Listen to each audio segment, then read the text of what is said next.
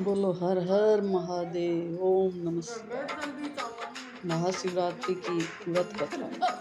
शिव पुराण में कोटि रुद्र संहिता में वर्णित कथा के अनुसार पौराणिक काल में किसी वन में एक भील रहता था जिसका नाम गुरुद्रोह था। उसका परिवार बड़ा था। वह बलवान और क्रूर स्वभाव का होने के साथ ही क्रूरतापूर्ण कर्म भी किया करता था।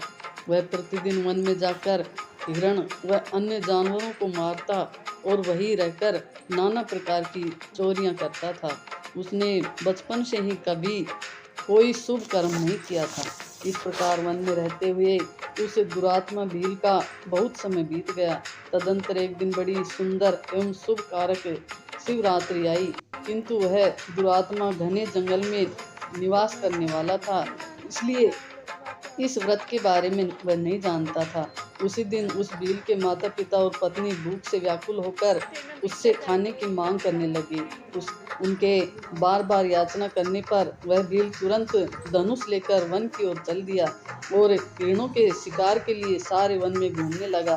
देवयोग से उस दिन कुछ भी नहीं मिला और सूर्यास्त हो गया। इससे उसको बड़ा दुख हुआ और वह सोचने लगा कि अब मैं क्या करूं, कहाँ जाऊं, आज तो कुछ नहीं मिला। घर में बच्चों व माता पिता का क्या होगा, अतः मुझे कुछ लेकर ही घर जाना चाहिए। ऐसा सोचकर वह एक तालाब के पास पहुंचा और मन में विचार किया कि यहाँ कोई न कोई जीव पानी पीने अवश्य आएगा, उसे मारकर वह साथ लेकर घर जाएगा। ऐसा सोचकर वह शिकारी एक बेल के पेड़ पर चढ़ गया और पानी पास लेकर बैठ गया। वह भूख प्यास से पीड़ित किसी जानवर की प्रतीक्षा में बैठा रहा।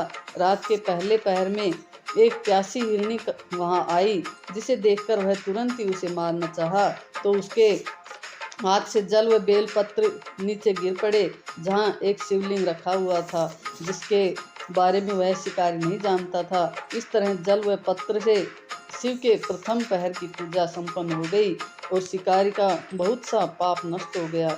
इधर हिरनी शिकारी को देखकर व्याकुल हो गई और बोली, तुम क्या करना चाहते हो? शिकारी बोला, मेरे परिवार के लोग भूखे हैं, अतः मैं तुमको मारकर उनकी भूख मिटाऊंगा।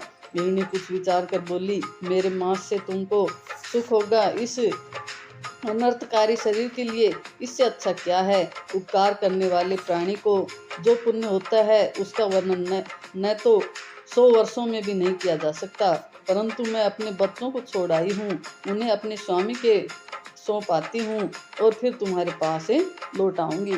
शिकारी के न मानने पर हिरणी ने कहा, भगवान शंकर से विमुख रहने पर जो पाप लगता है वह मुझे भी लगे, यदि मैं लौट कर न आऊं। इस तरह शपथ खाकर हिरणी खड़ी हो गई।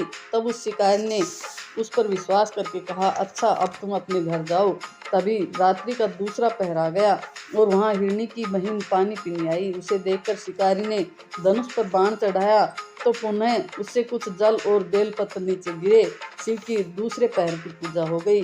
दूसरी हिरणी भी शपथ खाकर वहां से चली गई।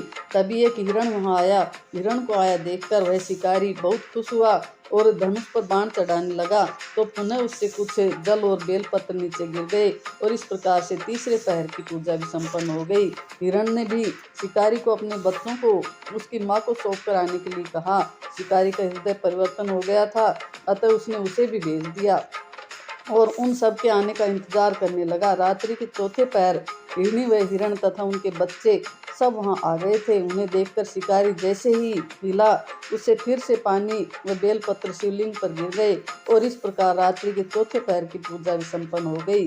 सभी हिरण परिवार ने कहा, हमें मारकर आप अपने परिवार की भूख मिटा लीजिए, हम धन्य हैं कि हमारा शरीर परोपकार के काम आएगा। यह सुनकर शिकारी सोचने लगा, ये जानवर होकर भी परोपकार करना चाहते हैं और मैं मनुष्य होकर भी नीच कर्मों में लगा हुआ हूँ। यह सोचकर उसने सभी हिरण परिवार को वापस भेज दिया। तभी भगवान शिव ने उन्हें दर्शन दिए और उन्हें गुह नाम दिया। यह वही गुह निषाद राज था जो श्री राम से मिला था। थैंक यू, धन्यवाद।